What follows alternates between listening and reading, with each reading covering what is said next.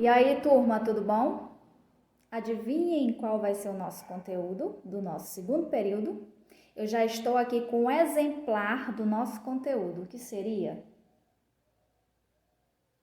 Bem, nós vamos falar neste segundo período sobre as algas. Isso mesmo, sobre as algas. Aqui eu tenho um pequeno exemplar que está em conserva, certo? Nesse potinho. E eu trouxe hoje só para fazer a demonstração, ok? Depois nós vamos trabalhar todas as classificações dessas algas, na próxima aula no caso.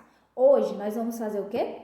Nós vamos conhecer as principais características dessas algas e saber qual a importância delas para o nosso planeta, para o nosso meio ambiente. Ou seja, antes de tudo, essas algas, elas pertencem a um reino. Como vocês já estudaram nas aulas passadas, todos os organismos, todos os seres vivos são classificados dentro de reinos.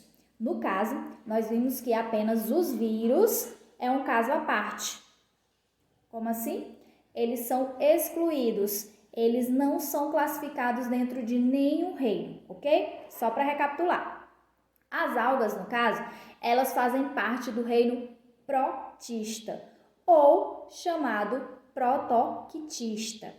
Essas algas, elas são organismos fotossintetizantes, certo?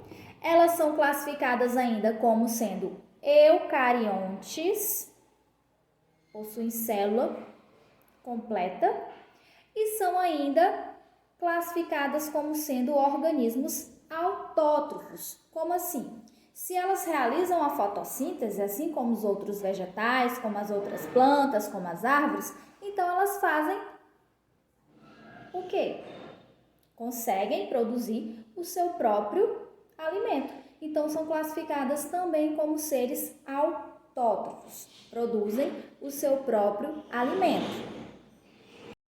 Bem, as algas, elas são classificadas como seres unicelulares, ou seja, aquelas que possuem ou são formadas por uma única célula, e temos ainda as algas que são classificadas como sendo pluricelulares, que são formadas por muitas células, certo?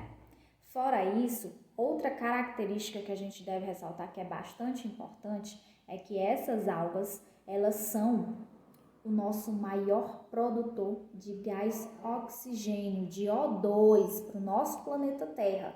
Isso mesmo, só para vocês entenderem a grande importância dessas algas para nós seres humanos, ou seja, elas também fazem um processo de fotossíntese, assim como as plantas. Ah, Edilane, mas eu pensei que somente as plantas estavam produzindo gás oxigênio. Não, certo? Ah, Edilane, e essas algas? No caso, elas também fazem todo o processo de fotossíntese, assim como as plantas? Também. Então, elas fazem uma grande produção de gás oxigênio para o nosso planeta.